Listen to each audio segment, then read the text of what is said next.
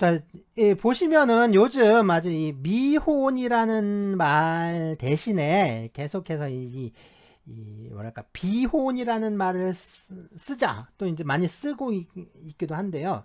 이게 특히 이 뭐 서울시 여성가족재단에서 전에 이 성차별 언어를 이 성평등 언어로 좀 바꾸자라고 하면서 캠페인을 벌여가지고 특히 이제 그 사회적 영향력이 높기 때문에 좀 우선적으로 좀 확산시켜서 이제 개선할 단어 막 그걸 10개를 발표를 했습니다. 10개를 발표했는데 그 중에 하나가 바로 이 미혼이거든요.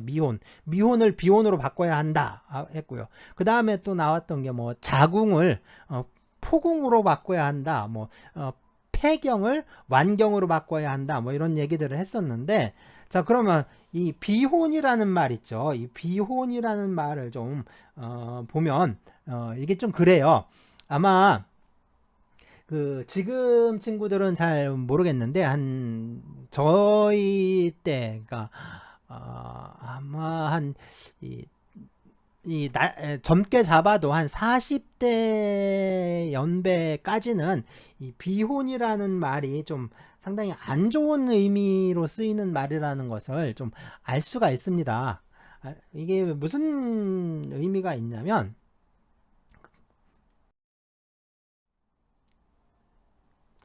네, 지금은 이게 이제 간통죄가 사라졌잖아요. 간통죄가 사라졌는데, 이 간통죄가 좀 있었을 때, 간통죄가 있었을 때, 검사나, 그러니까 판사들, 판검사들이, 그러니까 검사가, 저기 있죠. 이제 공소장에 쓰거나 아니면 판사가 판결문에 쓰던 이 법률 용어입니다. 비혼이란 말이. 그래서, 보시면은, 네, 이렇게 부부가 있다고 합시다. 뭐 이제 오른쪽이 남편이고 뭐 왼쪽이 아내일 수도 있고 반대로 아내가 왼쪽 뭐 그 남편이 오른쪽일 수도 있는데 어쨌든 부부, 그러니까 서로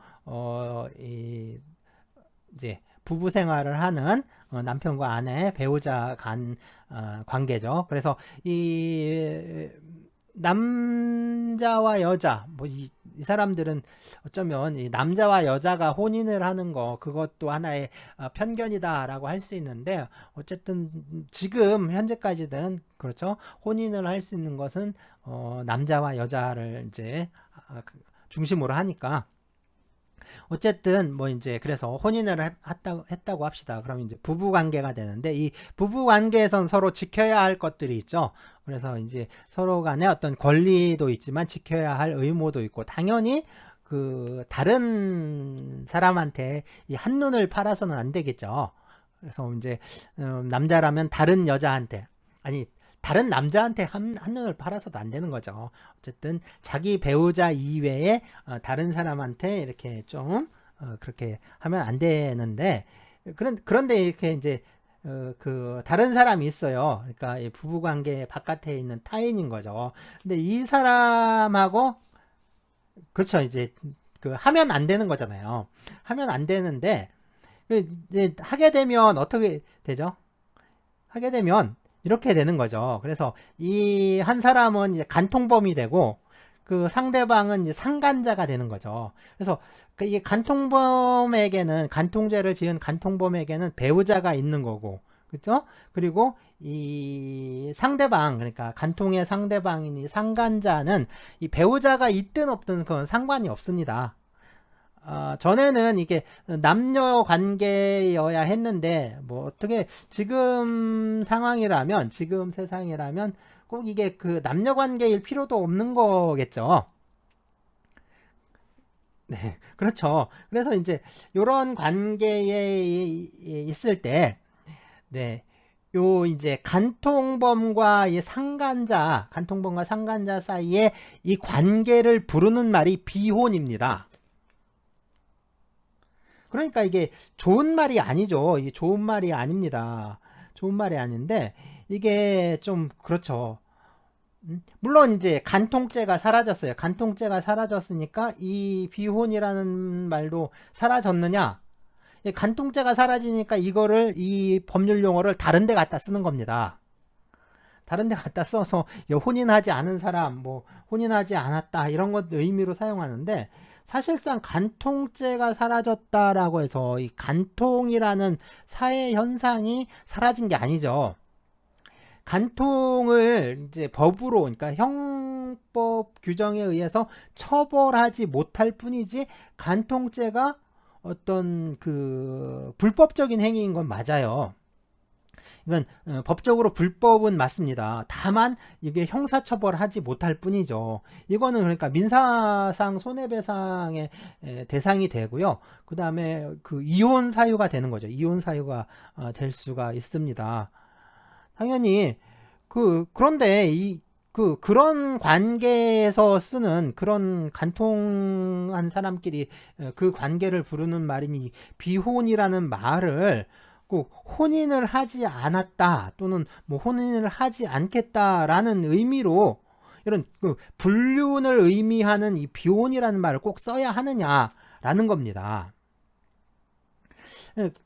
그런 사람도 있어요. 저기 그 오세라비 씨라고 있는데, 뭐 물론 본명은 아닙니다. 근데 뭐 이제 조금 그 SNS나 뭐 이런 쪽에서 유명한 사람인데, 이 오세라비는 라는 참 뭐랄까 참 웃기는 아줌마인데, 이 아줌마는 그래, 이 비혼이란 말이 비법률혼의 어떤 일본식, 그러니까 일본에서 비법률혼을 줄여서 비혼이라고 했다 라는 뭐 이상한 소리를 또 하고 다녀요.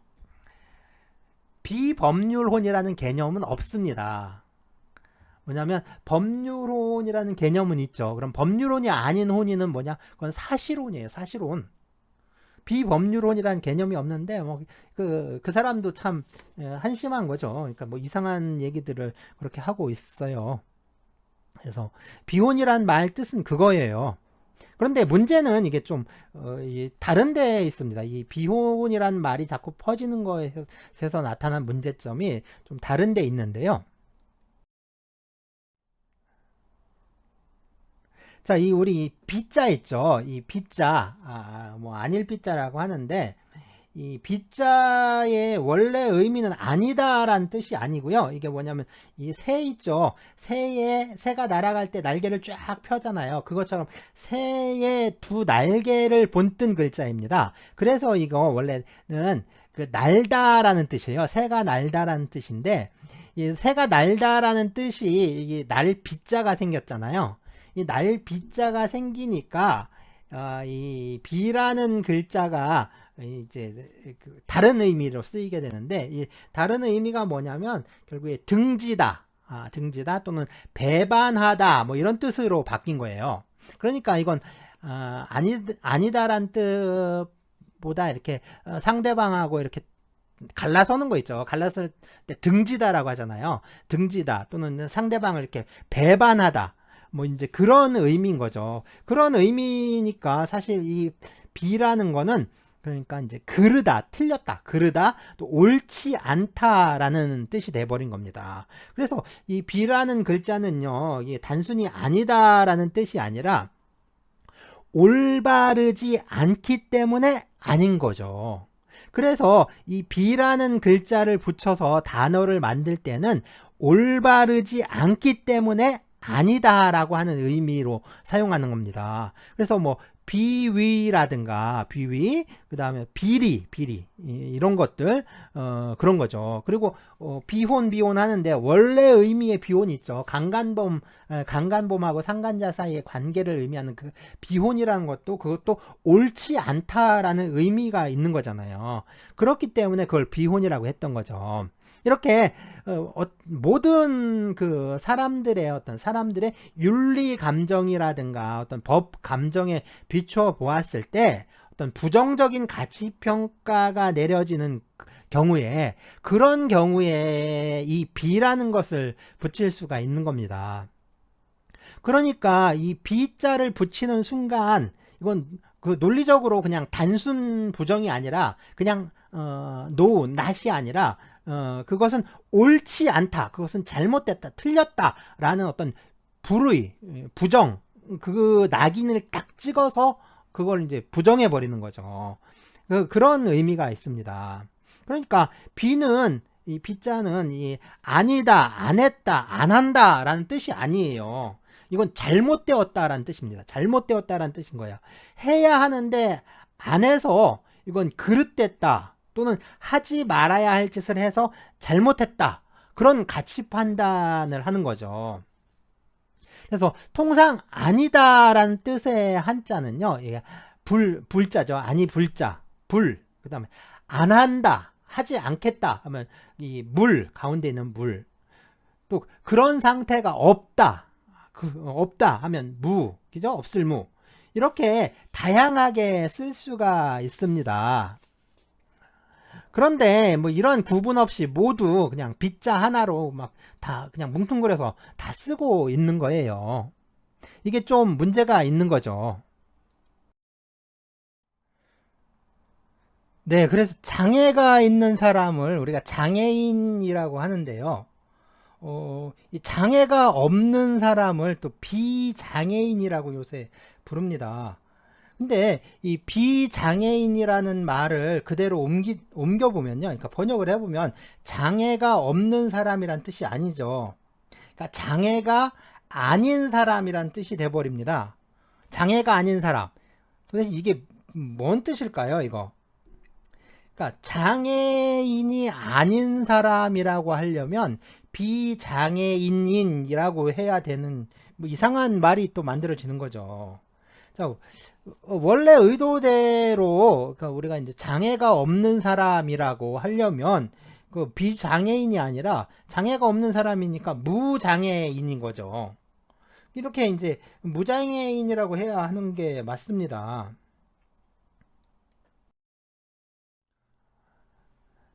이 비혼도 마찬가지인데요. 이 비혼은 혼인을 안 했다 또는 안 하겠다라는 뜻이 아닌 거죠. 이건 혼인이 아니다라는 뜻이 됩니다. 그러니까 이 혼인을 안 하겠다라는 어떤 뭐 이게 나의 어떤 의지를 담은 그런 부정이 있죠. 이런 의미를 만들어낼 수가 없어요. 그냥 아니라는 거죠. 아니라는 낫이라는 의미인데 더군다나 이제 이 윤리적으로 올바르지 않다라는 뜻이 담긴 그런 부정인데 여기에서 안 했다, 안 하겠다라는 말이 어떻게 나올 수 있는지 참 의문입니다. 그래서 단순하게 이 혼인을 하지 않은 상태를 말한다라고 하면 이때는 불혼이라고 진짜 하든지 불혼 그죠? 혼인을 하지 않겠다 라는 그런 의지를 표현을 한다면 이때는 네, 물혼이라고 하는 게 말뜻에 맞아요. 이게 말뜻에 맞습니다. 그런데 이 서울시 여성가족재단에서 이 미혼이라는 말이 이게 아직 결혼하지 않음 또는 그런 사람을 뜻하는데 이 결혼을 못한 게 아니라 안 한 것이기 때문에 그러니까 이거 미혼이란 말은 결혼을 못했다라는 뜻이라는 거예요. 그리고 그런데 이제 자기네들은 혼인을 못한 게 아니라 안 한 거기 때문에 그렇기 때문에 이 결혼을 하지 않은 상태라는 의미가 명확하게 나타나도록 이 비혼이라는 용어를 사용해야 한다라고 주장을 합니다. 결혼하지 않은 상태가 명확하게 드러나는 거는 그 전에 쓰던 말이 독신이에요. 독신이라는 말이 있는데 왜 그거를 굳이 잘 쓰던 말을 없애고 뭐 이상한 이런 그것도 더 어떤 간통하던 놈들이나 붙이던 그런 말을 갖다가 결혼하지 않은 거다라고 이렇게 만들어 버리는지 이게 좀 의아할 수밖에 없는 거죠. 이 사람들의 주장에서 우리 알 수가 있는 게 뭐냐면 이게 언어에 대한 무지입니다. 특히 한자에 대한 무식함, 어떤 무지들인데 이게 이제 미자 있죠. 이 미자 아니다, 안 했다 뜻인데 이게 또 아직 안 했다라는 뜻도 있어요. 아니다, 안 했다, 아직 안 했다라는 뜻, 뭐 이런 뜻들이 있습니다. 그렇지만 그 사람들이 이제 주장하는 것처럼 꼭 해야 하는데 반드시 해야만 하는데 하지 않았다 그런 의미는 아니죠. 그렇게 강한 의미가 있는 건 아닙니다. 이러한 주정, 그렇게 이제 이 미자가 반드시 해야 하는데, 미혼이란 말이 반드시 혼인을 해야 하는데, 꼭 혼인을 해야 되는데, 안 한 거다. 못 한 거다. 뭐, 아직은 안 한 거다. 뭐, 이런 식으로 주장하는 건 뭐냐면, 이 미혼이라는 말을 그 배척하기 위해서 이 아직이라는 의미를 좀 강조하고 그걸 또 강화시킬 목적으로 조작한 겁니다. 의미를 조작한 거죠. 이건 사실상 그 조작된 어떤 정치적으로 조작된 그 의미라고 할 수가 있어요. 이 미라는 글자에는 아직이라는 의미가 있긴 해요. 아직이라는 의미가 있긴 하지만 이건 반드시 해야 한다라는 어떤 의지적인 의미까지 있는 건 아닙니다. 그렇게 말할 수는 없어요.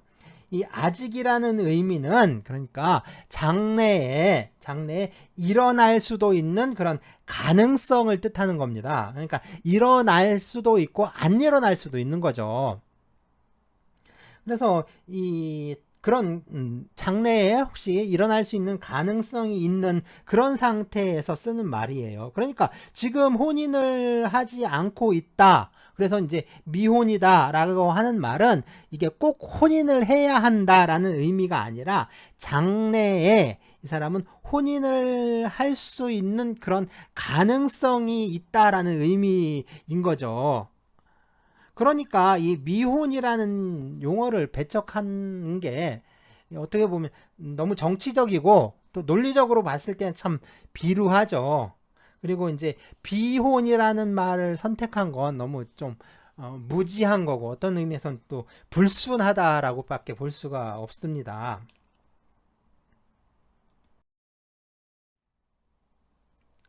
네, 그래서 이 비혼이라는 말뿐만 아니라 이 비라는 글자가 들어가서 그러니까 앞에 비자를 덧붙여서 만들어진 단어 뭐 이런 것들이 요새 부쩍 아주 이제 많아지고 있는데 사실 우리가 이 비라는 그 글자를 붙여서 만드는 말들은 좀 경계를 해야 할 필요가 있어요. 그래서 특히 이제 어느 것과 또 그것이 아닌 다른 것을 이렇게 나눌 때 쉽게 우리가 그 비라는 글자를 붙이는데요. 뭐 예를 들자면 저 사람한테 호감이 있어. 그럼 호감이라고 하는데 호감이 없는 건 비호감이라고 하잖아요. 비호감.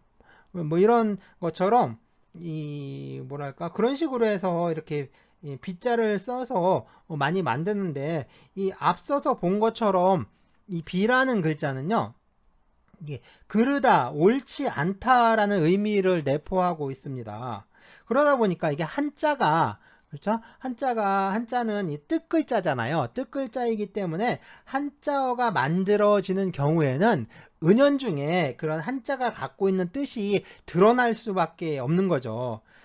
그래서 이제 그렇게 이제 만들어진 말을 자꾸 쓰다 보면은 그 말이 내포하고 있는 뜻하고 뭐 그것들로부터 파생된 어떤 그 감정이라든가 사상 뭐 이런 거에 좀 익숙해지고 길들여지게 되는 겁니다.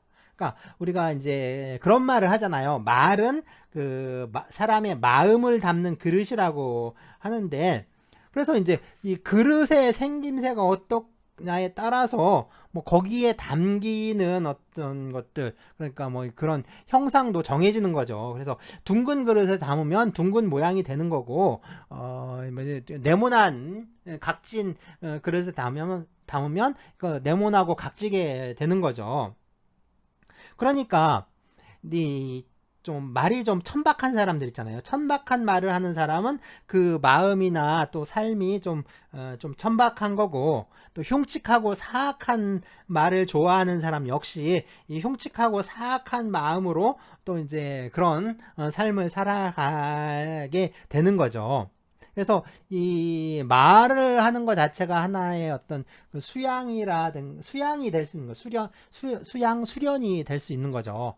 그래서 이 선에서 그러니까 이제 불가에서 이렇게 수행법 중에 하나가 이 무건 수행이 있잖아요. 말을 이제 하지 않음으로써 어떤 그 하는 수행 방법도 있는데 이 말을 어떻게 하느냐가 사실상 우리가 이 마음 공부 또 뭐 사회생활 공부도 되는 거라고 할 수가 있습니다. 어쨌든 이 사람이 갖고 있는 그런 우리 사람들의 사상이라든가 또 이 어떤 지식 또 그런 지식으로 통해서 이룩한 어떤 그 문명 체계 이런 것들은 다 언어로 구성되어 있다라는 거예요. 또 하나 특징이 뭐냐면 이게 사람이 어떤 우리가 이제 생각하는 거 그러니까 사람의 사고작용 이런 것도 언어를 통해서 이루어진다라는 겁니다. 그러니까 언어라는 것은 그러니까 말이라는 것은 그 말을 쓰는 사람 사용하는 사람의 사고와 가치관을 형성하고 또 삶의 태도와 삶의 방식을 결정해 준다라고 할 수가 있습니다. 그러니까 언어에 담긴 뜻은 고스란히 그 언어를 사용하는 사람의 가치관과 행동 양식으로 드러나게 된다라고 할 수가 있는 거죠. 그래서 그 쌍시옷이나 뭐 이제 지읒자 있죠. 지읒자를 또 많이 쓰는 요즘 아이들이 또 지읒자를 많이 쓰죠. 그다음에 쌍시옷 하는 그 말을 또 많이 쓰는 사람들이 있는데 그 사람들의 삶이라든가 어떤 생활 태도를 보면 그러니까 그 범주에서 그 한계에서 이렇게 벗어나질 못하는 거예요. 그 범위에서. 그러니까 이 뭐랄까 그렇죠. 좀 우리가 어떤 품위 있어 보이진 않죠. 좀 그렇습니다. 자, 그렇다면 뭐냐면 이 비자를 쓰면 비라는 표현이 증가를 하게 되면 결국에 이건 뭐냐면 어떤 것에 대한 논리적인 어떤 그 단순하게 논리적으로 부정하는 그러니까 이거 A가 아니다 그러니까 뭐 A가 있다 하면 A 그다음에 이 A가 아니다는 또 이제 not A라고 하잖아요. 이 not A를 not을 이제 한자로 하면 B니까 B 뭐 그렇죠? 그래서 뭐 이제 우리 경영학과라고 하면 경영학과 학생, 그 다음에 아닌 학생들은 비경영학과 학생, 뭐 이런 식으로 그 뭐 단순 부정에도 이 비자를 많이 쓰는데 어쨌든 이렇게 부정을 하게 되면 그 어떤 것은 옳지 않다라는 그 어떤 불의라는 정의가 아닌 그 불의라는 가치 판단을 담아서 부정을 함으로 하는 거예요. 그러다 보니까 말하는 사람이 대상을 배척하는 경향이 많아지고 있다라는 것을 좀 시사를 하는 거죠. 그러니까 이 부정의 의미 속에 어떤 배척의 의미가 좀 숨쉬고 있다라고 할 수가 있습니다. 그러니까 이게 배제라든가 뭐 요새 혐오 표현이 좀 많아서 문제인데 이런 배제라든가 혐오의 논리가 사실 거기서 싹트기 시작을 하는 거죠.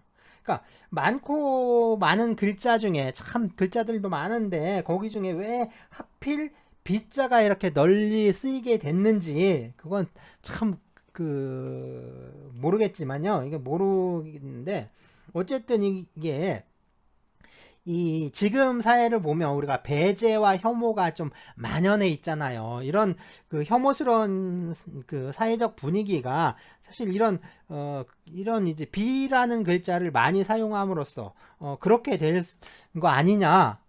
라고 생각을 합니다. 그래서 이게 뭐냐면 결국에 나는 옳은데 너는 틀렸어. 너는 틀렸어. 이런 가치 판단이 여기에 담겨 있는 거죠. 그러니까 이런 식으로 하는 게 뭐냐면 결국에 이게 뭐냐면 사실은 그러니까 어떤 것과 다른 어떤 것 사이에는 그러니까 수많은 다른 어떤 것들이 있어요.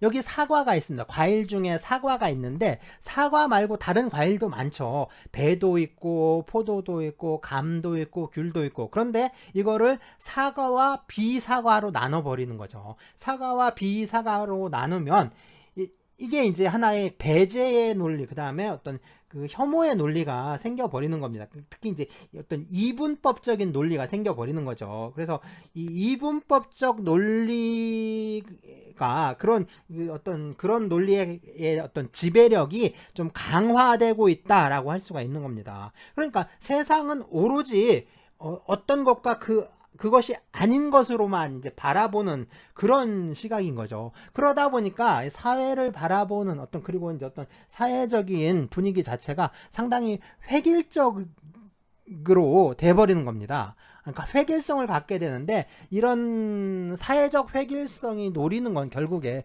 그거예요. 어떤 사회적인 서열이라든가 서열이나 또 뭐 계급 같은 게 있죠. 사회적 계급 이런 것들, 그런 질서들을 좀 공고하게 만드는 기능을 합니다. 그러니까 이런 배제와 혐오의 논리가 다양성을 파괴를 하고 또 우리 사회를 좀 획일적으로 만들고 있고, 그러면서 또 어떤 수직적인 서열 구조를 자꾸 강화하고 있는 거죠. 그래서 사회적 다양성이 어떤 어떤 이 수평적인 사회를 자꾸 조장을 한다면, 반대로 이 획일성은 사회를 수직적으로 이제 서열화하고 있는 겁니다. 한마디로 말하면 이게 줄 세우기에 가장 좋은 도구라고 할 수 있는 거죠. 그래서 이게 이제 지금 우리가 쓰는 이런 말들이 혹시 이게 우리의 어떤 사상이라든가 우리 사회를 또 획일화시키고 있지는 않은지, 이런 걸 돌이켜 봐야 한다라는 겁니다.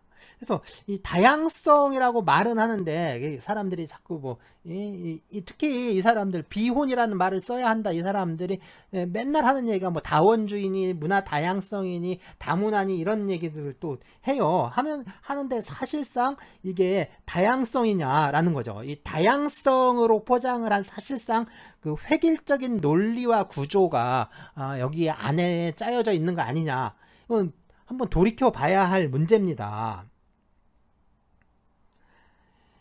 이게 이제 사실 그런 거예요. 우리가 이제 진짜 주의해야 되는 게, 우리가 어떤 무엇하고 그것이 아닌 이 무엇으로 이제 구분을 하잖아요. 그러니까 사실 그 안에는 아주 복잡하고 다양하게 구성된 것들의 집합이 이렇게 존재할 수밖에 없는 거고, 그리고 또 돌이켜보면 우리가 살아가는 삶이라든가 우리가 생각하는 사고 역시 좀 다양한 게 좀 다양하게 전개가 될 수 있는 거죠. 세상에는 아주 수많은 가지 다양한 삶들이 있고 삶의 방식들이 있는 거고, 생각하는 방식도 다 다를 수가 있는 겁니다. 근데 중국집 얘기를 전에 했었는데, 중국집에 들어가서 짜장이냐 짬뽕이냐 둘 중에 하나 먹으라는 건 좀 가혹하죠. 그래서 저도 짜장 중에 뭐가 있고, 뭐 간짜장, 삼선짜장, 유니짜장, 사천짜장, 짬뽕도 굴짬뽕, 백짬뽕 뭐 있나요? 뭐 황제짬뽕, 볶음짬뽕, 뭐 나가사키 짬뽕, 뭐 쭉 여러 개 있다라고 했는데, 그것만 있는 게 아니죠. 볶음밥도 있고, 또 이렇게 맨날 싼 것만 먹어서 갑자기 생각이 안 나네요. 뭐 있을까요? 우동, 울면 뭐 그런 것들이 더 있겠죠. 하여튼 이렇게 많잖아요. 굉장히 많은, 우리가 이제 살아가면서 딱 그 하나만 주어진 삶은 그게 행복하겠습니까? 내가 물론 짜장을 좋아해서 계속 짜장을 먹겠다라고 하더라도, 사실 다양한 그 수많은 것들 중에 내가 짜장을 골라서 먹어야 맛있는 거죠. 다른 것들은 나에게 주어지지 않고 그 하나만 계속 주어질 때, 이거는 내가 그걸 선택하는 게 아니죠. 그냥 그거는 항상 나한테 될 수밖에 되어져 있는 거라면, 그거는 진정한 의미의 선택도 아니고, 그건 다양성이라고 할 수가 없는 겁니다. 사실상 이런 식으로 뭐 이제 무엇이냐 아니면 비무엇이냐, 이런 식으로 이분법적인 그런 개념 구분을 하면서 우리 어떤 사고라든가 삶이 진짜 획일적으로 또 억압받고 있는 거 아닌가. 그러니까 우리가 이제 우리 정치라든가 또 우리 사회를 자유민주주의라고 하는데, 우리가 진짜 이 자유를 누리고 있느냐, 우리가 누린 자유가 뭐냐, 우리에게 작동하는 민주주의는 어떤 것이냐 라고 했을 때, 사실상 자유가 없는데 무슨 자유민주주의겠습니까? 그러니까 당연히 그렇죠. 이 차별적이고 반인권적인 그런 언어는 당연히 바꿔야 돼요. 바꿔야 되는데, 이게 미혼을 비혼으로 바꾼다라고 해서 그 얼마만큼 변화할 수 있느냐, 또 이제 여성 인권이라는 게 그래서 얼마만큼 진보했느냐, 또 얼마나 향상이 됐느냐, 그러니까 사실상 보면 아니잖아요. 미혼을 비혼으로 바꾼다라고 해서 변화된 게 그런 게 변화되질 않습니다. 그러니까 이 어떤 차별받고 억압받는 현실이 있는데 그런 현실을 변화시켜야 된다라고 했으면 그걸 변화시키는 게 최우선이지 말 바꾸는 게 최우선이 되진 않잖아요. 말 바꾸는 건 그냥 장난, 진짜 유희죠, 유희. 언어 유희에 불과합니다. 이런 것들은 경계를 해야 되는 거죠. 실제로 이게 그렇죠. 결혼을 했느냐 안 했느냐 이 문제의 본질은 사실 간단해요. 왜 미혼이냐 비혼이냐 이런 문제가 아니라 미혼이라는 글자를 써야 되느냐 아니면 비혼이라는 글자를 써야 되느냐 이런 문제는 아닌 거죠. 진짜 중요한 건 그게 아니라 뭐겠습니까? 왜 혼인을 했는지 안 했는지를 왜 간섭을 하느냐는 겁니다. 그거를 특히 그걸 가지고서 어떤 개개인을 또 어떤 여성을 혼인 여부에 따라서 구분을 하고 뭐 이제 또 그거를 또 이제 어떤 법과 제도를 통해서 공시하도록 하고 있느냐 이런 게 문제라는 거죠. 그러니까 문제를 해결하는 방법은 간단해요. 그러니까 이건 미혼이라는 의미가 나쁘다. 그래서 이제 비혼을 써야 된다. 사실상 불륜을 나타내는 법률 용어인데 그걸 갖다 쓰자라는 게 그 더 웃기는 얘기고 실제 문제는 그겁니다. 혼인을 했는지 안 했는지 그거를 왜 관심을 자꾸 갖고 간섭을 하려고 하느냐. 그걸 안 하면 되는 거죠. 그걸 안 하면 아주 간단하게 풀리는 겁니다. 아니 내가 혼인을 했든 안 했든 그걸 궁금해 할 필요가 없는 거죠. 물론 이제 나랑 혼인을 하고 싶어하는 나랑 사귀고 싶어하는 사람이라면 궁금하겠지만 뭐 그런 사람이 세상에 이 지구상에 있을 리도 없겠지만 만약에 혹시 있다면 그 사람은 물론 궁금하겠죠. 그런데 다른 사람들은 나한테 그걸 궁금해할 필요가 없는 거잖아요. 그런데 보면 법과 제도에 의해서 혼인 여부를 이렇게 자꾸 공시하도록 알리도록 하고 있으니까 그게 문제라는 겁니다. 그러니까 그거를 없애버리면 아주 간단하게 해결되는 문제지 그거를 미혼을 비혼으로 바꾼다고 해서 그 문제가 해결되는 건 아니라는 거죠. 더군다나 앞에서 계속 말씀드렸듯이 이게 간통범과 상간자 사이의 불륜관계를 지칭하던 그런 법률 용어이고 그러니까 미혼 대신 비혼이라는 말을 써서 붙이면 이 혼인하지 않은 사람들에 대한 모욕인 거죠. 너는 간통범이야 라는 말밖에 더 안 되는 거잖아요.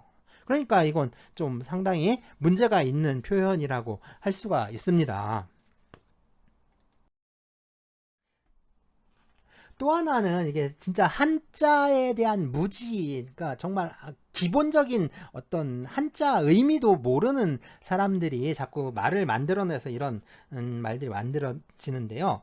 이게 어떤 생리, 그 여성이 생리를 하는데 그 생리가 이제 끝나는 거를 이 폐경이라는 말을 쓰면 안 되고 이 완경이라는 말을 써야 된다. 그래서 요즘 자꾸 완경이라는 말을 또 쓰는 사람들이 있는데 완경이라는 말을 자꾸 쓰는 사람들이 있죠. 그런데 사실 이제 이 뭐냐면 폐경이란 말이 폐하다 아주 이제 나쁜 의미이기 때문에 이 완경으로 바꿔야 된다라고 얘기를 하는데 사실 이 폐자는 닫을 폐자예요. 나쁜 의미가 있는 건 아닙니다. 그럼 문을 여는 건 좋은 거고 문을 닫는 건 나쁜 건가요? 그건 아니잖아요. 이건 그냥 끝나다라는 말하고 같은 거예요. 사실 그 어떤 나쁘다라는 의미의 패자는 이 패자가 아니라 이 패자예요. 폐허 우리가 폐허라고 할 때 이 패자를 씁니다. 그러니까 이 패자가 나쁜 패자지 닫을 패자는 그 나쁜 의미가 있는 건 아니죠. 근데 이 두 개 자체를 지금 한자를 모르는 거예요. 모르니까 지금 헷갈리는 겁니다. 폐경이라고 할 때 이 닫을 패자를 쓰는 건데 폐할 패자를 쓰는 줄 아는 거예요. 그래서 나쁜 의미다라고 자꾸 말을 하는데 그런 의미가 아니죠. 그냥 단순하게 닫는다는 의미입니다. 그럼 완자는 어떠냐? 이 완자를 또 쓰는데 이 완자, 이 완이라는 글자 있죠. 이 완이라는 글자는 이 완전히, 그래서 이제 완이라는 글자를 써서 완경이라고 하면 이 사람들이 생각했던 거하고 완전히 다른 거예요. 자기네들은 말 그래요. 어떤 생리가 완성됐다, 생리를 완료했다라는 뜻으로 이런 말을 쓴다라고 하는데, 이게 그 생리가 다 끝났다, 생리를 마쳤다, 생리를 완성했다, 그런 뜻이 만들어지질 않습니다. 그런 뜻이 나오질 않아요. 적어도 어떤 말을 만들려면 그 문자의 뜻은 알고 써야 되는 거죠. 우리가 영어를 잘못 쓰면 이게 콩글리시, 이제 콩글리시라는 말도 콩글리시죠. 그래서 이제 브로큰 잉글리시 뭐 그러는데, 어쨌든 그건 되게 아주 그냥 막 비웃어요. 그죠?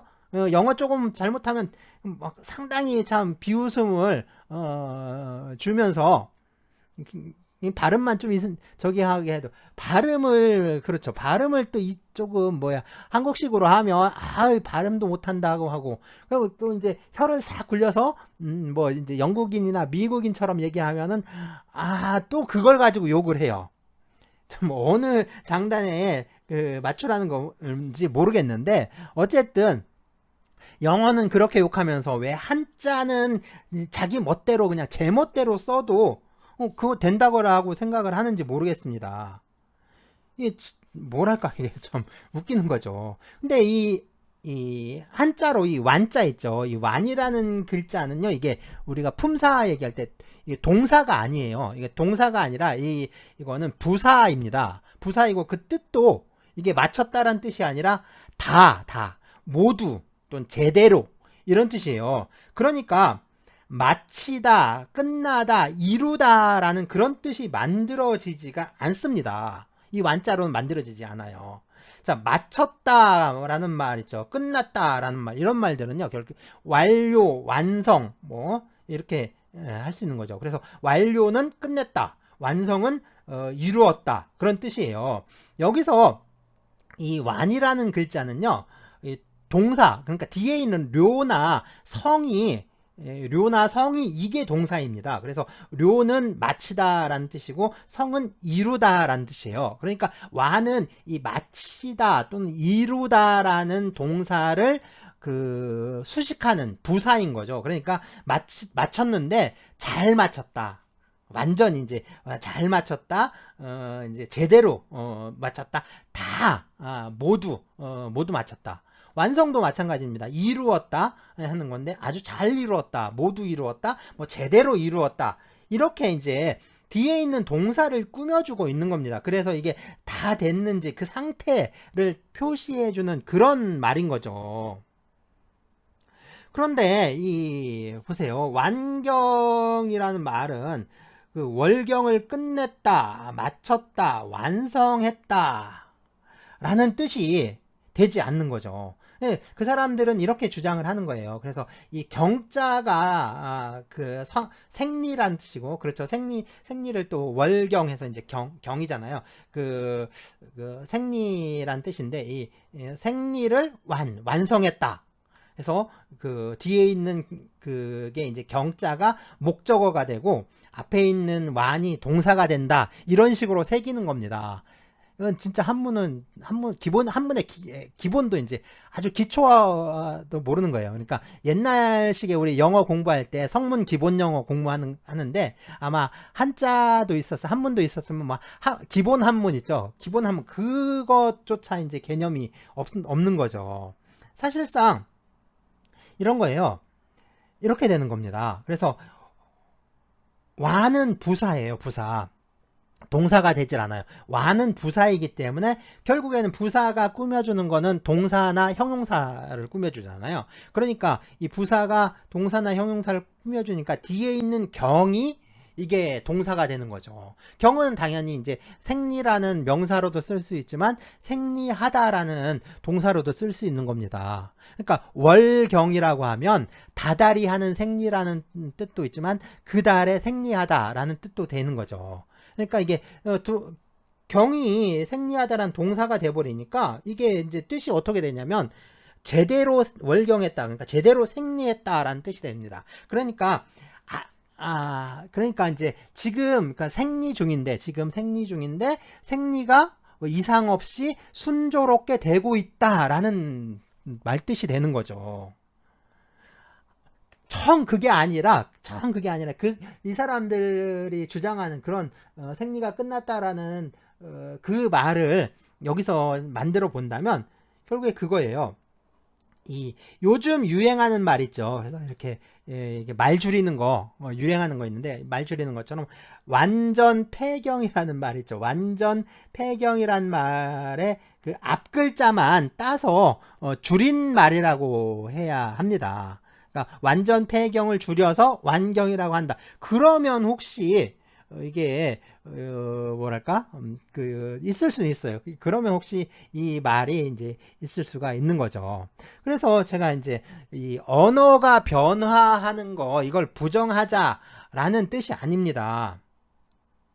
언어는 변화할 수밖에 없어요. 바뀌어갈 수밖에 없는데 물론 이제 이게 자연스럽게 어떤 언중이라고 했죠. 언중. 말을 사용하는 사람들 언중이라고 했는데 이 사람들이 말을 사용하면서 자연스럽게 변화해 가는 건데 그게 아니라 이렇게 소위 말하는 어떤 지식인이라든가 그리고 어떤 으쌰으쌰하는 운동가들 또 활동가라는 사람들이 어떤 언어에 대한 제대로 된 검토도 하지 않고 자기네들 뜻대로 자기네들의 어떤 정치적 의도에 따라서 말을 자꾸 지어내는 그런 태도를 경계해야 한다. 그리고 어떤 우리 사회나 역사라든가 또 다른 사람의 삶에 대한 어떤 배려라든가 어떤 진지한 성찰이 부족하면 결국에 이런 이상한 말들이 나오고 결국에 보면 그 어떤 위선적인 태도에 불과하다라는 거죠, 사회적으로. 그러니까 이런 것들이 좀 문제가 되는데 사실 우리가 이 폐경이라고 했을 때 이 폐경이라는 말이 부정적인 게 아니죠. 사실은 어떤 그 폐경기의 여성들이 겪게 되는 어떤 그 급격한 신체 변화가 상당히 이제 그 여성들의 삶에 데미지가 온다는 거예요. 어떤 건강에 좀 이상이 오는 거라는 거죠. 그런 그 급격한 심신 변화가 이게 문제가 되는 겁니다.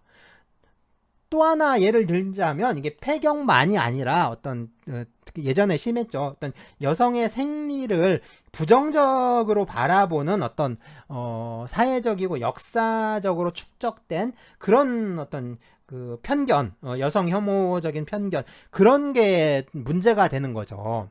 그런 게 문제가 되는 거고 그러니까 그런 것을 고치기 위해서 노력을 해야 되는데 그게 아니라 폐경이란 말을 완경이라고 바꿔버린다고 해서 그런 문제들이 해결이 되느냐?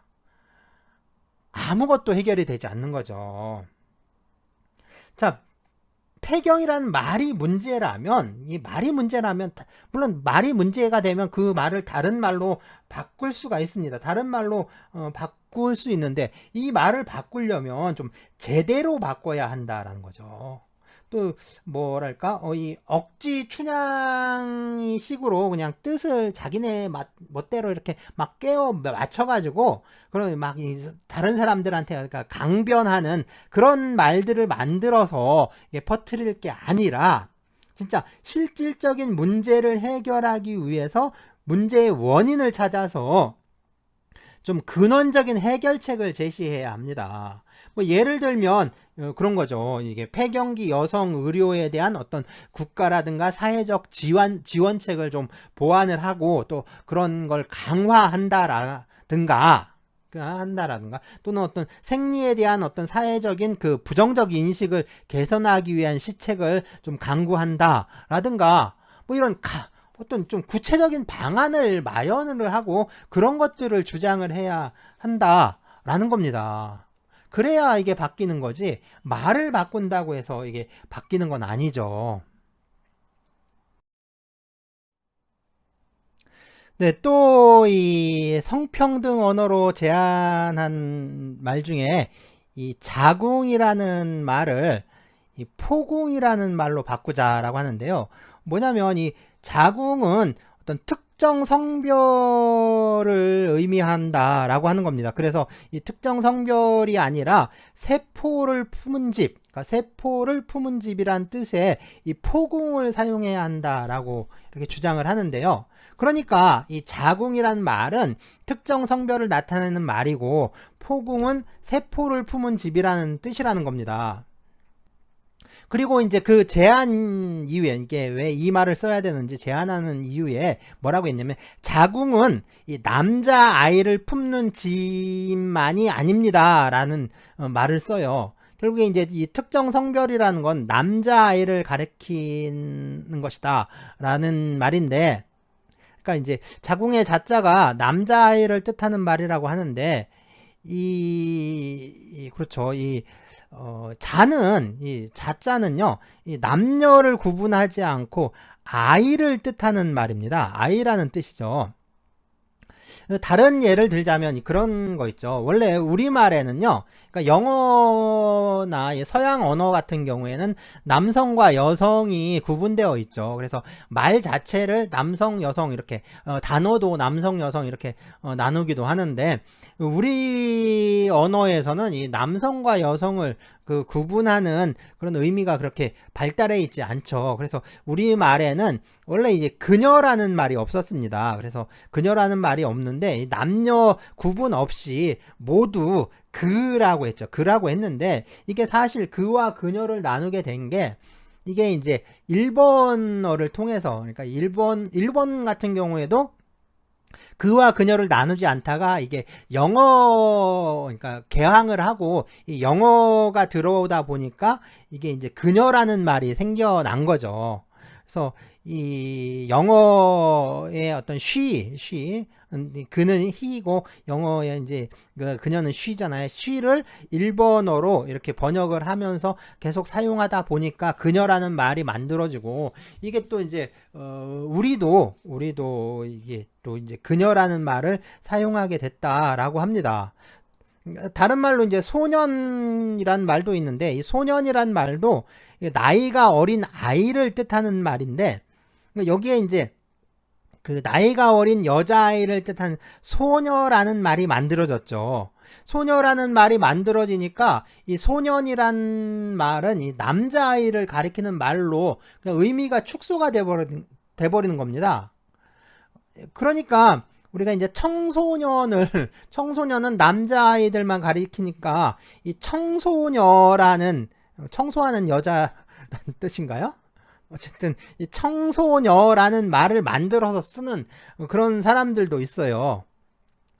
그러면서 이제 이 청소년이 이 남자만을 가리키는 말이기 때문에 그렇다라고 하는데, 어쨌든 이 청소년이든 소년이든 그리고 그 아이 자자, 아들 자자라고 읽는데 원래 아이자입니다. 아이자인데 이 아이 자자 역시 남녀를 구별해서 남자만을 가리키는 말은 아닌 거죠.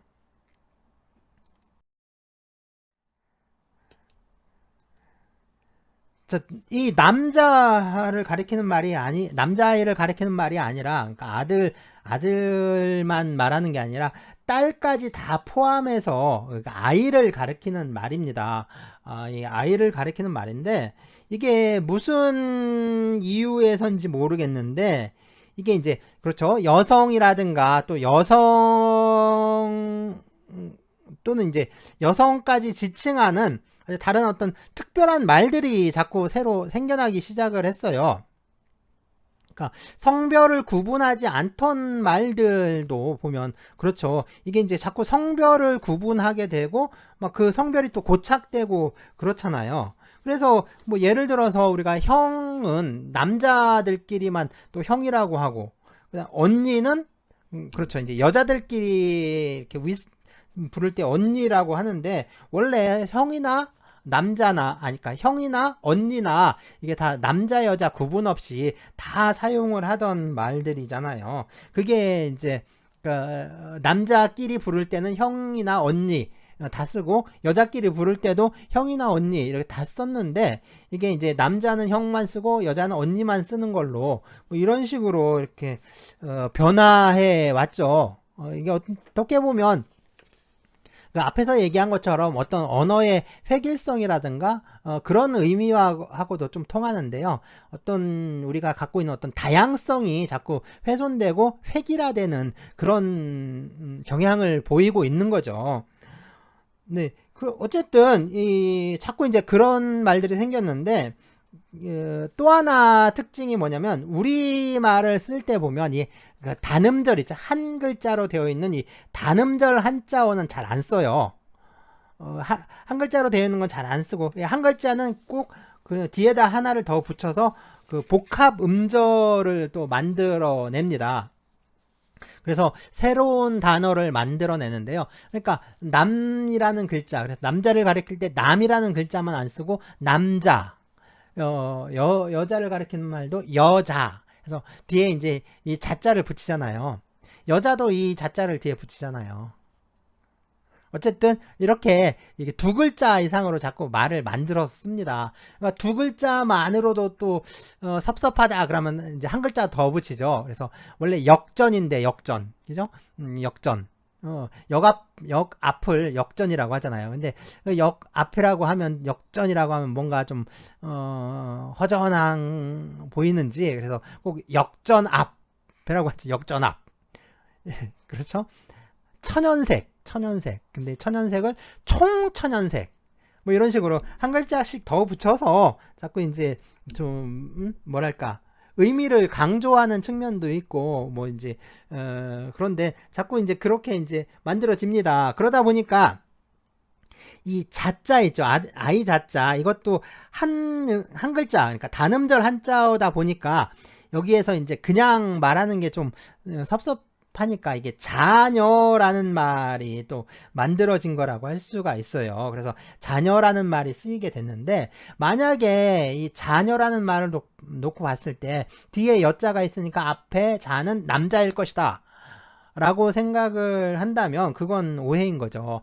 이 여자아이를 뭐라고 부르냐면 여아라고 하잖아요. 여자아이를 여아라고 하는데 그럼 남자아이를요. 남자아이는 자아라고 하진 않죠. 남아라고 하죠. 남아.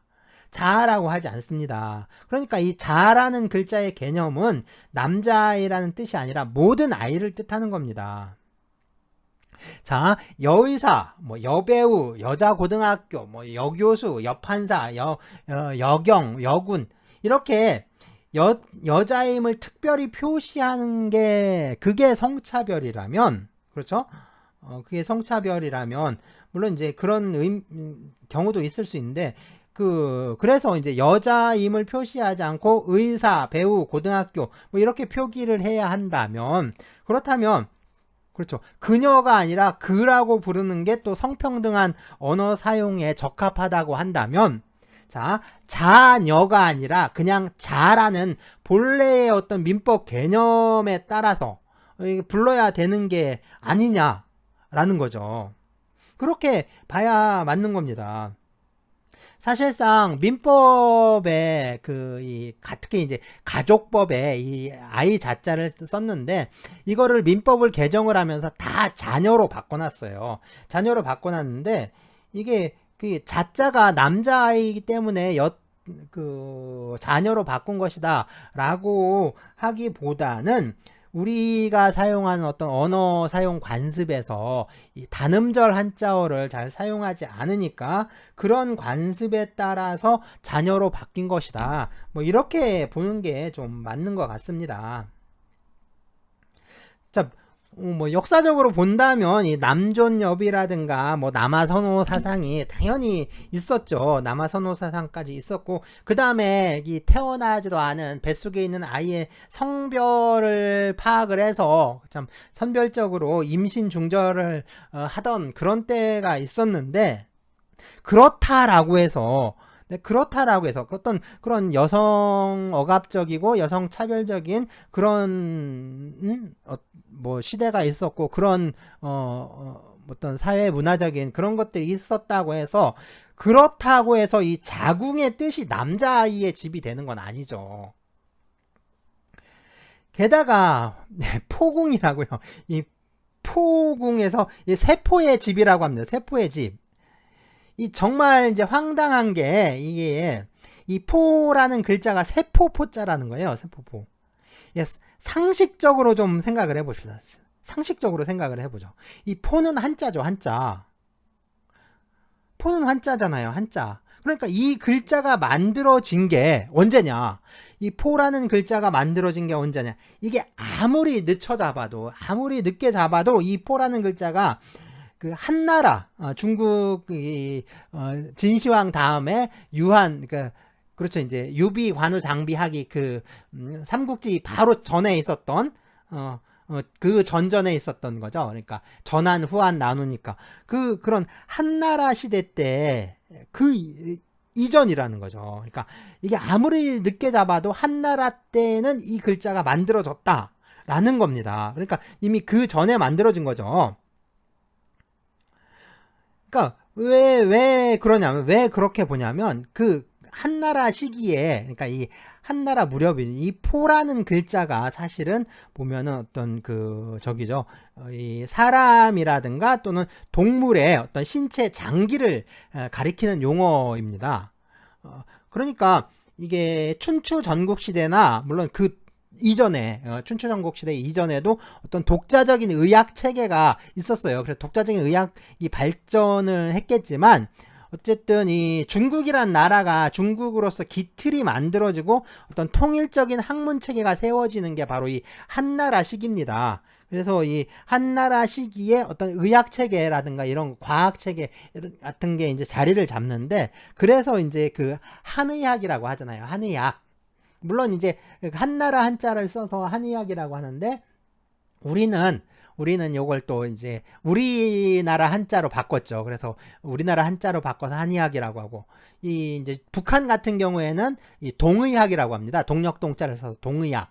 그다음에 중국 애들은 이거를 이제 중국의학이라고 해서 중의학 이렇게 이제 부르기도 하는데, 어쨌든 그 원료를 놓고 본다면 이 한나라 시절로 돌아갈 수밖에 없는 거죠.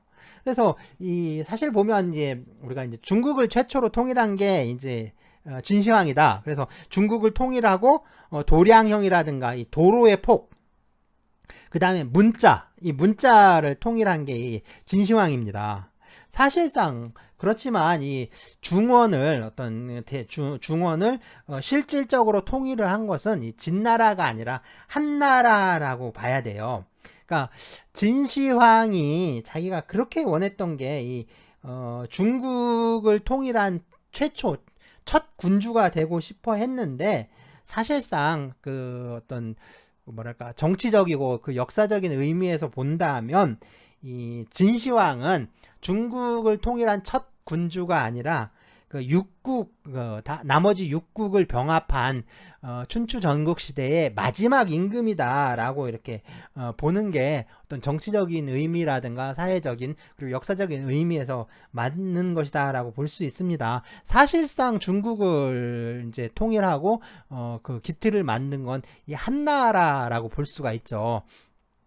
그래서 우리가 중국 사람들을 한인이라고 하고, 한족이라고 부르죠. 그래서 이제 중국 문명에서 유래한 것들을 다 이제 한이라는 글자를 써서 붙이니까, 글자를 이제 붙여서 쓰니까 이게 한자라고 하고, 글자 한자라고 하고, 또 글을 또 한문이라고 하죠.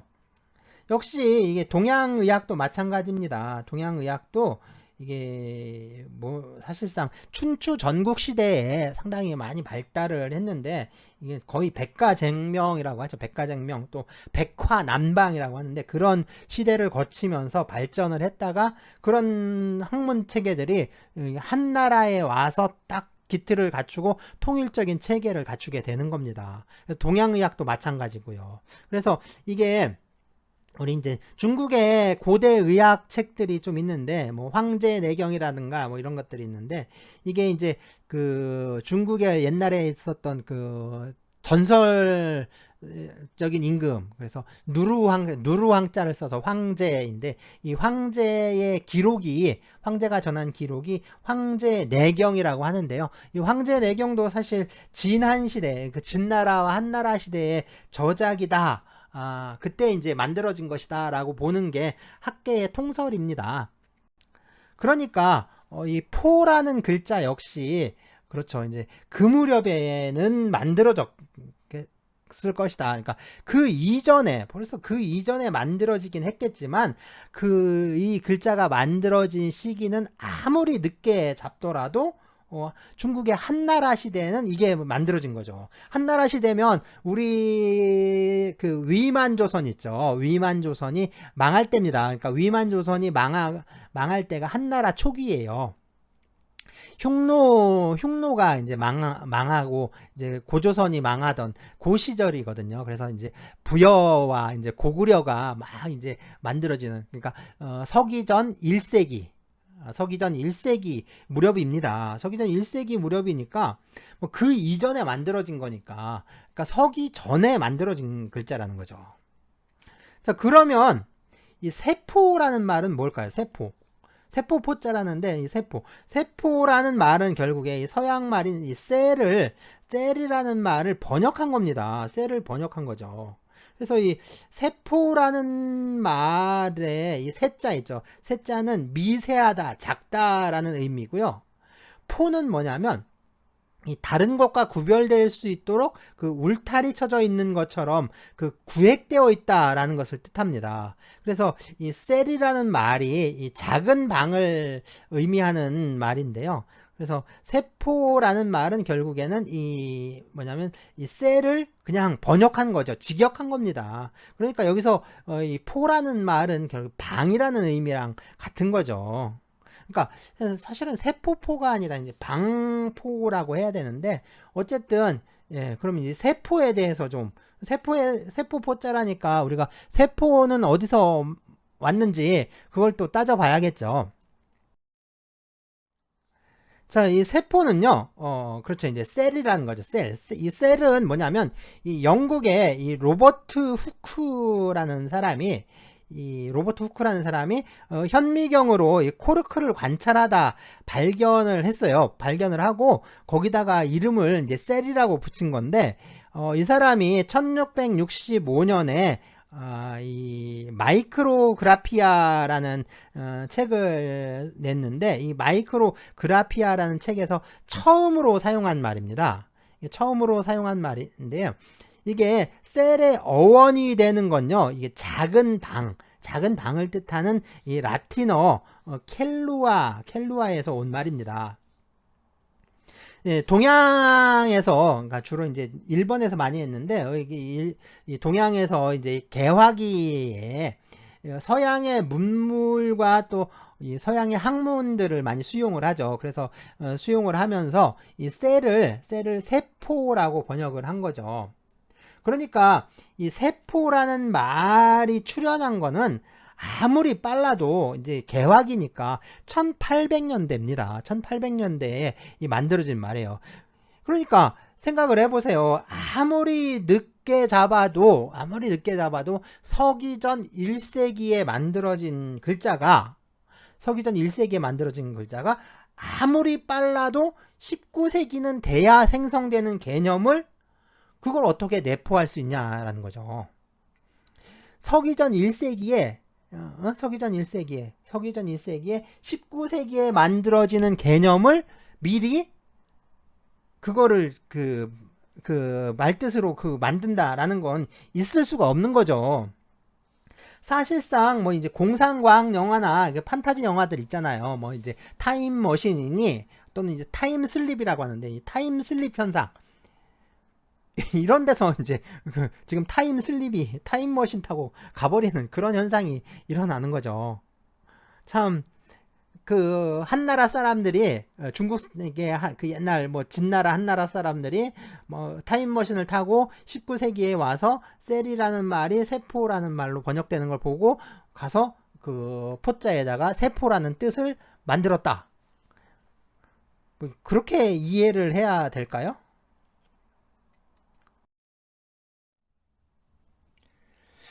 네, 세포는 이 글자의 쓰임이지, 그러니까 사용된 예지, 이게 이 포라는 글자의 뜻은 아닌 거죠.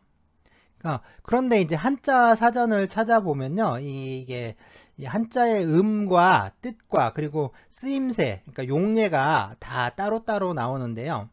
그런데 이 포를 세포포라고 한 거는 이 포의 뜻이 세포다라고 한 겁니다. 이 세포라는 건 이 포의 쓰임새 하나이지 이 포의 뜻이 되는 건 아니죠.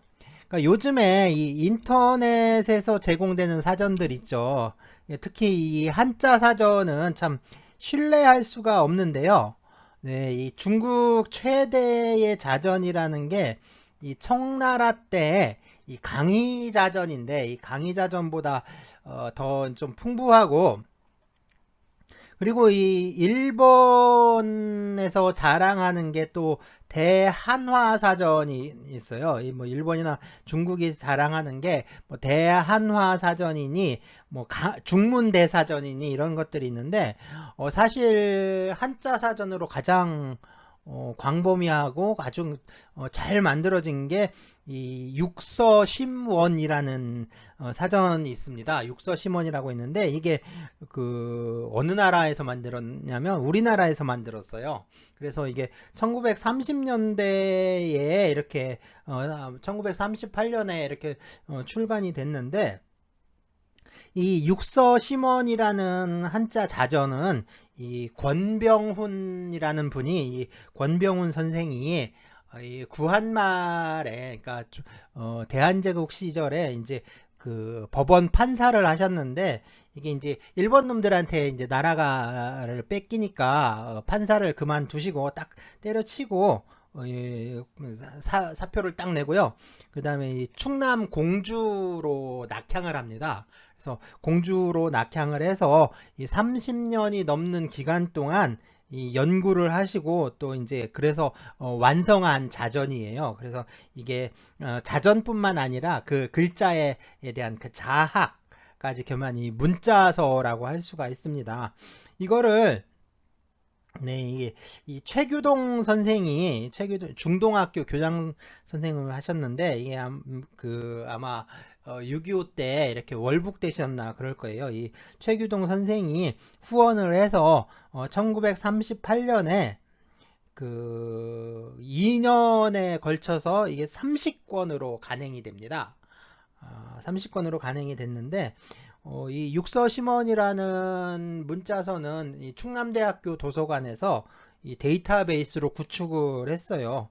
그래서 이게 기호 유학 고문헌 통합정보 시스템이라고 있는데 거기를 통해서 지금 공개를 하고 있습니다. 그런데 이게 좀 데이터베이스로 만들긴 했는데 이게 좀 우리 사전처럼 그렇게 편하지는 않아요.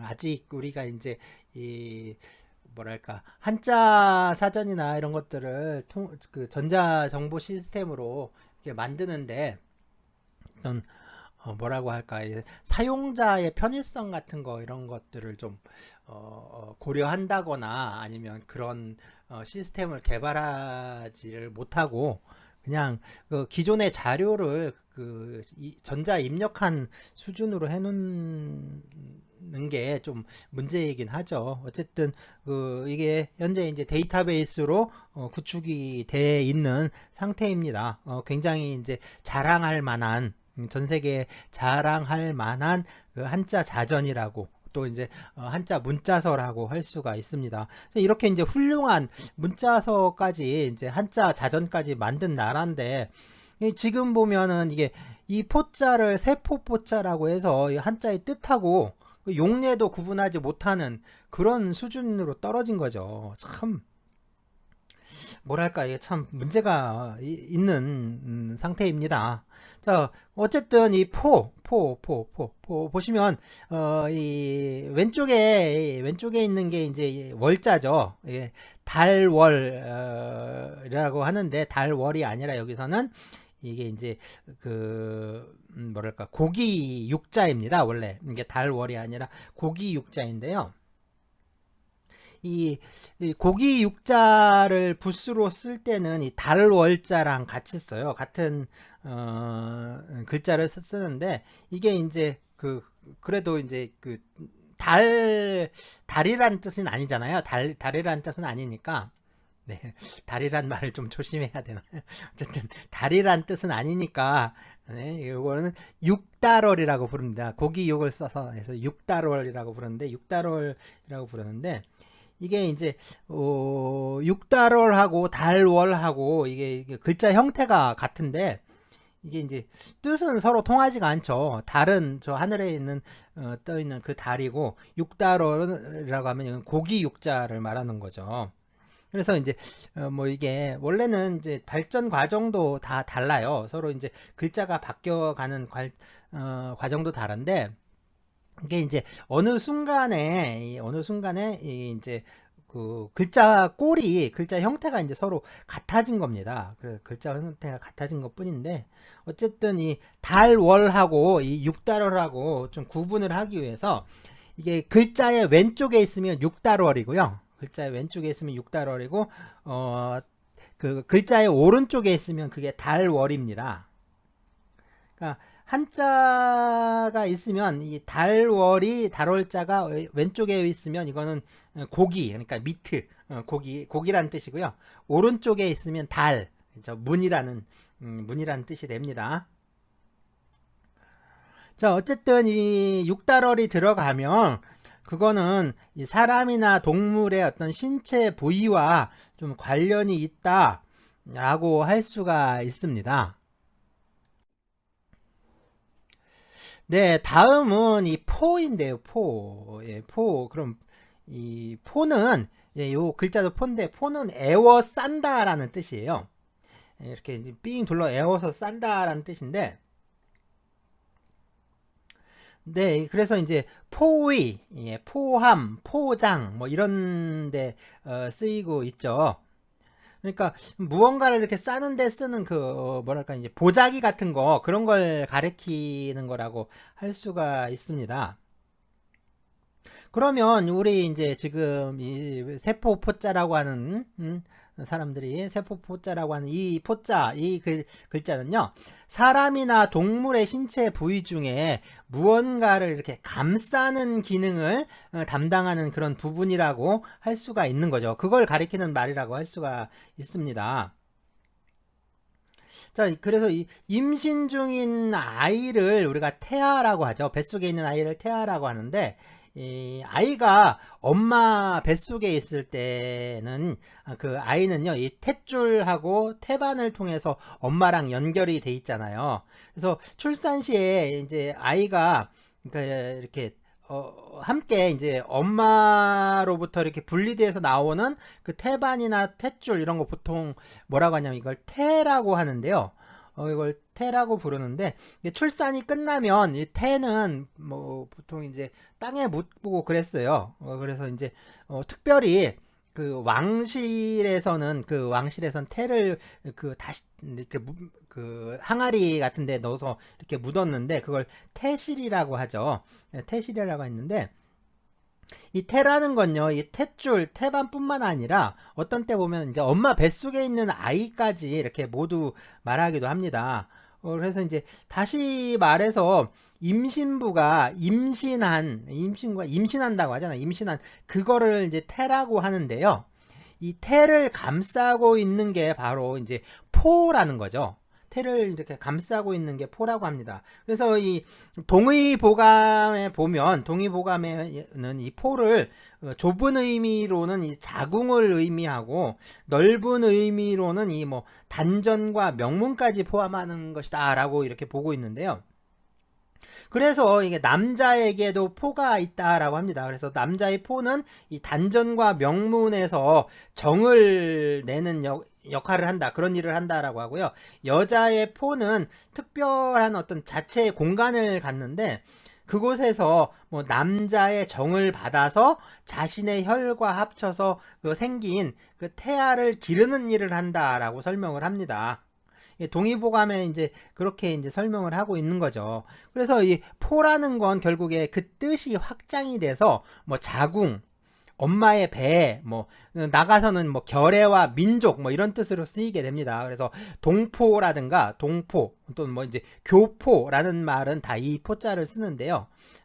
그리고 이제 엄마가 같은 그 형제 자매를 이 그러니까 같은 엄마의 배가 같다고 해서 동복이라고 하는데요.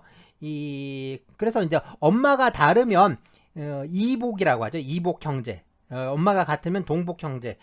이제 하는데 여기서 이 복은요, 배를 뜻하는 말입니다.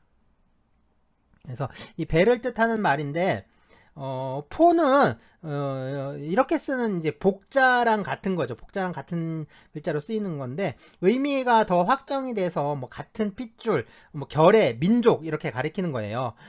이 포는요, 그 글자 자체만으로는 자궁이라는 뜻도 지니고 있지만 이 포궁, 자궁 이게 모두 다 이제 자궁을 의미하는 용어로 쓰였다라는 거예요. 그리고 이제 이 궁자 있죠. 이 궁은 집이라고 해석을 했는데, 그래서 뭐 이제 포궁하면 세포가 있는 집이라고 뭐 이렇게 했는데, 뭐 이게 크게 문제될 건 아니지만 이렇게 해석하는 건 좀 어색합니다. 궁을 집이라고 해석하는 건 좀 어색한 건데, 사기 있죠. 그러니까 그 역사서 사기. 이게 이제 사마천이 쓴 사기가 있는데 사마천이 편찬한 사서가 사기죠. 그런데 이 사기를 편찬한 이 사마천은 그 생식기가 잘리는 형벌을 받습니다. 그러니까 원래는 이 허리가 잘리는 요참이라는 형벌이었는데요. 이 요참이라는 형벌을 면하기 위해서는 50만 전의 속전을 내거나 아니면 이 생식기가 잘리는 형벌로 죽음을 좀 면할 수가 있었습니다. 이 사마천이 선택한 이 형벌이 궁형인데요. 이 궁자죠. 그래서 이 궁자는 그 원래 뜻인 집이나 뭐 궁궐하고 상관이 없고 결국 이 궁자는 어떤 생식기관과 관련해서 쓰이는 뭐 일종의 전문 용어라고 보아야 하지 않느냐 하는 거죠. 그래서 이게 그쪽과 관련된 것이다라고 이제 이해를 할 수가 있습니다. 자, 그래서 뭐 자궁이 좀 성차별적이고 포궁은 그렇지 않다라고 하는데 사실은 이제 그 반대예요. 이 포궁이 오히려 여성에 대해서 좀 무지하고 여성을 소외시켰던 그런 구시대적 사고를 반영한 말이라고 할 수가 있습니다.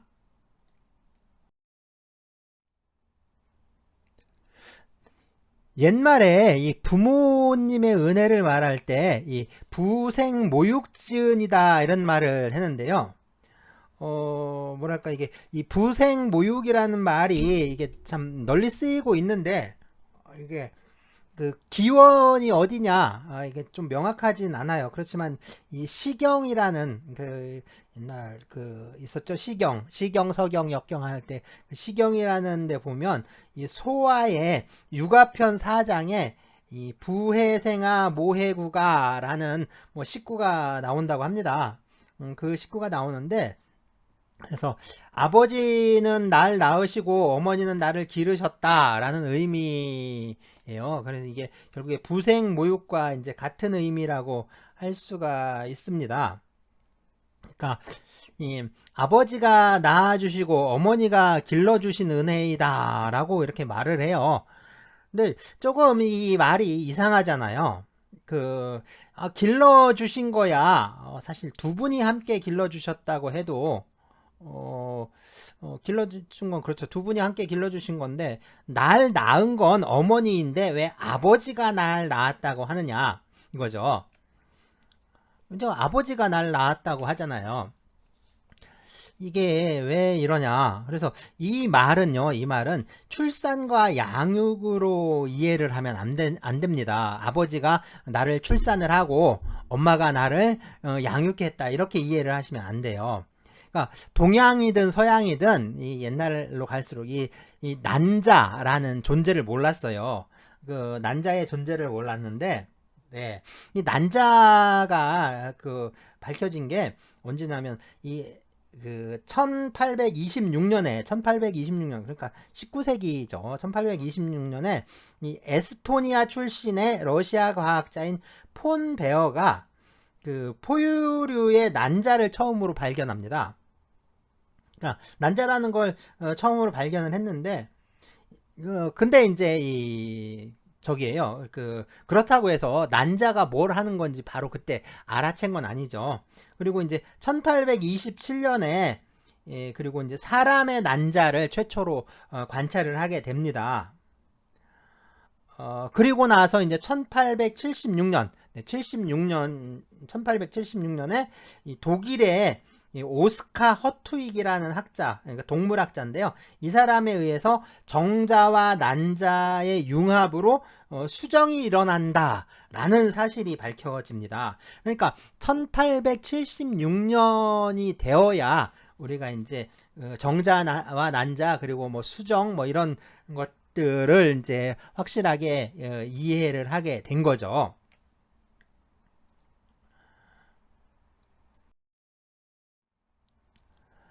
자, 그렇다면 옛날 사람들은 이제 어떻게 생각을 했느냐? 그러니까 이 어떤 뭐 정자, 난자, 그 다음에 뭐 수정 이런 개념들이 아니라 그럼 어떻게 이제 옛날 사람들은 이해를 했느냐라는 건데 이 옛날 사람들은요, 이 남자에게는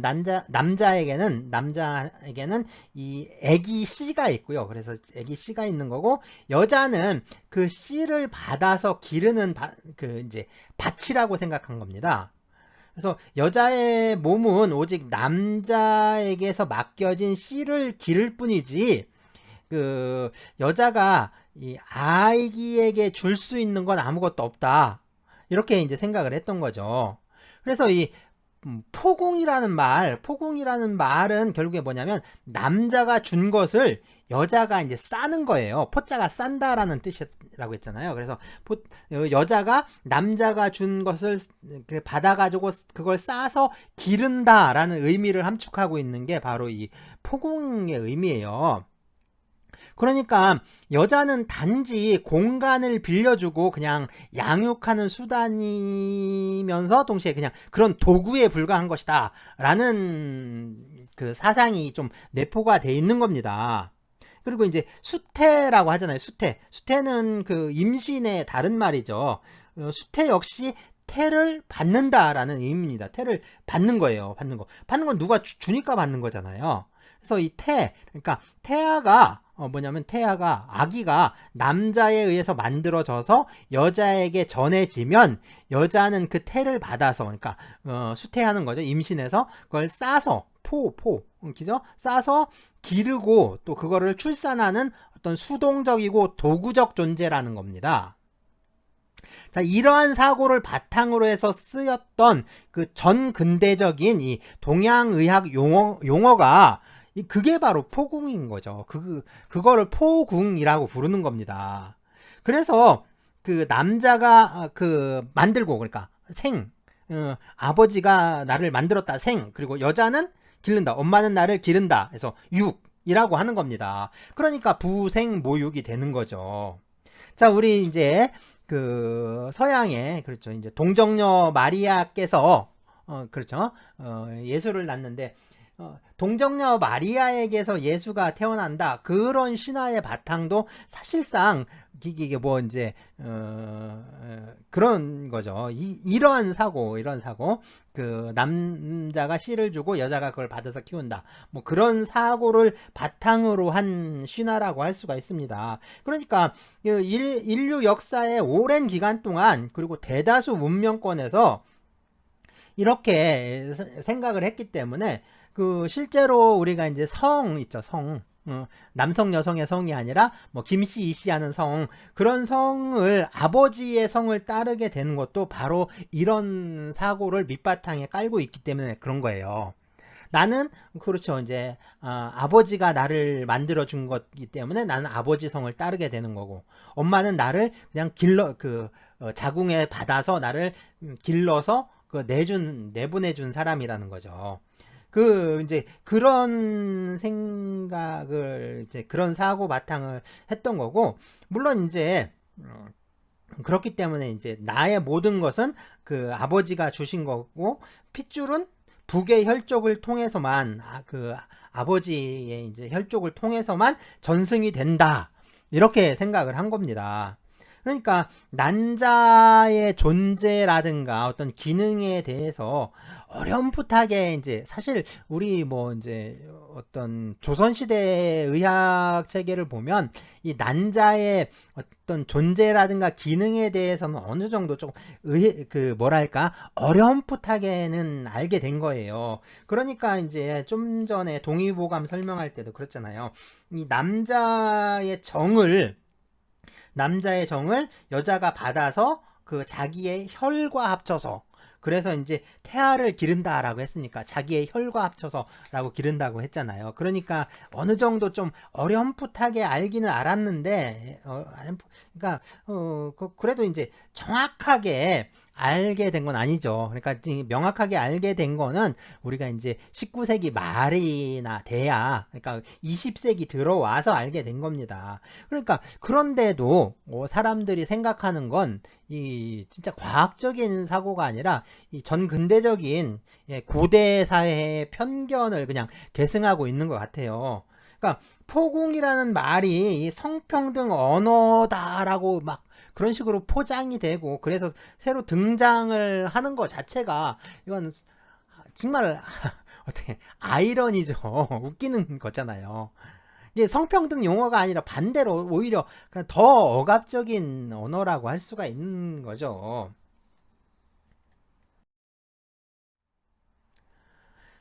네, 이 덧붙여서 말을 한다면 지금의 의학 용어는 이 자궁이고요. 그러니까 산부인과 의학에서 말하는 용어는 자궁이 맞죠. 그리고 이 용어는 사실 우리가 자궁이라는 말을 쓰는데 이 자궁이라는 말은 이 동양의학의 발전을 따라서 그 말을 계승했다라기보다는 이 서양 언어 있죠. 서양 언어인 유터러스를 번역한 개념이다라고 이해할 수가 있습니다. 물론 이 자궁이 또 한의학의 용어이기도 해요. 그런데 뭐 의학적 용어 또 한의학적 용어라면 이것을 변경을 하려면 이걸 포궁으로 바꾸려고 한다면 이 전문 용어를 변경하려면 1차적으로 그 용어를 사용하는 그 전문가 집단에서 어떤 그 논의가 이루어져야 한다라는 거예요. 그러니까 그 소속된 전문가 집단에서 좀 이루어져야 할 어떤 그런 전문적인 논의는 전혀 이제 관심을 두질 않는 거예요. 전혀 관심이 없고 그냥 전문적 지식도 없는 그 대중들을 좀 선동을 해서 뭐 인기 투표하는 식으로 뭐가 좋으냐 뭐 이런 식으로 해서 그것도 이제 사람들한테 이제 이상한 정보를 주는 거죠. 자궁은 아들내미를 키우는 집이고 포궁은 세포를 키우는 집이다. 뭐 이런 식으로 이상한 정보를 줘서 인기 투표하는 식으로 고르게 해가지고 그걸 가지고 의학 용어를 이 어떤 전문적인 의학 용어를 변경하자라고 주장을 합니다. 이게 참 황당한 일 아닙니까? 생각을 해보세요. 물론 이 사람들이 그렇게 발표는 했어요. 서울시 여성가족재단이 이걸 발표를 하면서 처음에 뭐 608건의 시민 제안을 받아서 전문가로 구성된 자문회의를 거쳐서 선정하고 발표했다라고 합니다. 도대체 이 전문가가 누구냐? 그래서 찾아봤어요. 네? 그래서 찾아보니까 중앙일보 어문연구소의 배상복, 한국여성연구소 소장 정영훈, 그 다음에 로드 스콜라 학교 대표교사 김현아, 딱 3명입니다. 네. 어문연구소에 일하는 사람, 여성연구소 소장, 무슨, 학교 교사. 도대체 이 사람들이 무슨 의학 전문가가 어떻게 됩니까? 자, 의학에 대해서 논의하려면 적어도 의사라든가 의료 전문가들이 참여를 해야 되고 법률 용어에 대해서 손을 보려면 법률 전문가인 뭐 판검사는 아니더라도 변호사나 또는 뭐 이제 법학자들이 참여를 해서 그 사람들의 어떤 논의나 아니면 자문을 거쳐야 그래야 전문가의 자문을 거친 거지. 그렇지 않나요? 자, 저도 일종의 뭐 법학자로서 법률 전문가라고 할 수 있는데 그게 아니라 저도 매일 밥을 먹거든요. 매일 밥을 먹습니다. 그러니까 제가 그 음식 조리법에 대해서 이렇게 이제 자문을 한다. 그럴 수 있잖아요. 음식 조리법에 대해서 자문을 한다. 그럼 그거를 전문가의 자문이라고 할 수 있겠습니까? 전혀 뭐 어떤 뭐랄까 암 수술에 대한 새로운 뭐 신기술에 대해서 제가 자문을 했어요. 그걸 자문이라고 할 수가 있어요. 그걸 법률 어떤 의학적 전문 지식이 필요한 분야의 법률 전문가가 뭐 자문하는 거, 이걸 전문가 자문이라고는 할 수가 없는 거죠. 적어도 이런 용어에 대해서 말을 하려면 더군다나 어떤 자연과학적이고 의학적인 용어에 대해서 좀 어떤 논의를 하려면 어떤 합리적인 태도나 그런 상식 같은 것을 지켜야 하는데 뭐 전혀 이런 게 없잖아요. 이 성평등 언어로 지정된 이 포궁이란 말, 이거는 사실상 보면 그렇잖아요. 여성의 지위를 그냥 자궁 대여자 정도로 취급을 했던 전 근대적 사상에 충실했던 뭐 그런 사상이 충실히 반영된 그런 말이라고 할 수가 있습니다. 그러니까 아이라는 의미의 자라는 글자가 이 아들이란 뜻이 있다고 해서 이 자궁이 딸을 뺀 아들의 집이다 라고 이렇게 확대 해석을 하고요. 이것을 여성 차별이다 라고 몰아가면서 그래서 선택한 말이 오히려 웃기는 게 여성의 인격 자체를 부정하고 그 여성의 몸을 출산 도구쯤으로 간주하던 그런 사상이 발현된 말, 이건 정말 그 아이러니 중에 아이러니라고 밖에 할 수가 없습니다.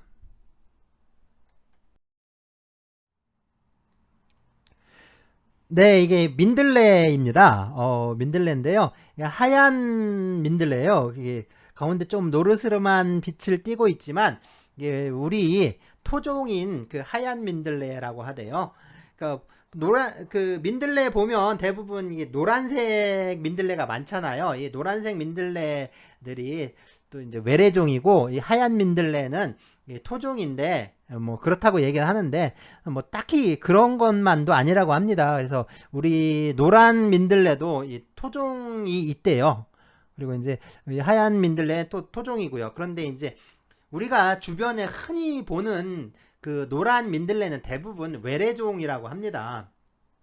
그러면 이 토종 민들레는 거의 이제 찾아보기가 어려운데요. 그래서 요 민들레도 저희 좀 저쪽에서 이제 어렵게 찾은 민들레인데 이게 거의 발견하기 어려운 것 같아요. 어려운 것 같은데 그렇다면 언제부터 이렇게 우리 민들레가 그 하얀 민들레가 노란 민들레로 바뀌었느냐? 그게 참 뭐 그걸 연구한 사람도 없고 그걸 조사해서 또 이렇게 기록해 놓은 사람도 없는데 혹시 뭐 이런 것들을 생각해 볼 수 있습니다. 우리 진미령 있죠. 전에 누구였죠? 개그맨 전유성 씨 아내였나요? 진미령이 가수였는데 이게 부른 그 민들레 노래를 불렀잖아요. 그 진미령이 부른 민들레 노래는 하얀 민들레였죠. 네, 이게 하얀 민들레였고요. 그 다음에 또 이연실이라는 가수가 있습니다. 이연실이라는 가수가 또 민들레 노래를 불렀는데 그 민들레 노래는 또 노란 민들레예요. 그런데 이제 그 하얀 민들레 진미령이 부른 하얀 민들레는 1979년에 나온 노래고 네, 이제 그 이현실이 부른 이현실이 부른 노랑 민들레는 1989년에 나온 노래입니다. 그러니까 1979년에는 이 민들레가 하얀 민들레였는데 1989년에 그러니까 10년 사이에 이 하얀 민들레가 혹시 그러니까 노란 민들레로 다 변해버린 거 아니냐, 뭐 이렇게 이제 생각할 수도 있지 않을까, 뭐 이제 얘긴데요. 그냥 우스갯소리입니다. 그냥 웃자고 하는 소리고요. 네, 이번 주 이게 출석 인증 과제는 이 민들레가 들어간 뭐 이제 대중가요나 아니면 노래나 영화나 뭐 드라마나 뭐 이런 게 떠오르는 게 있으시면 그거를 적어 주시면 됩니다. 그냥 간단하게 적으시면 되죠. 뭐 굳이 문장으로 할 필요 없이 뭐 이제 노래 뭐 또 아니면 뭐 그 영화 뭐 이런 식으로 적으시면 될 것 같은데요. 네, 생각 안 나신다면 벌써 힌트 두 개 드렸죠? 네, 제가 이제 힌트 벌써 두 개 드렸습니다.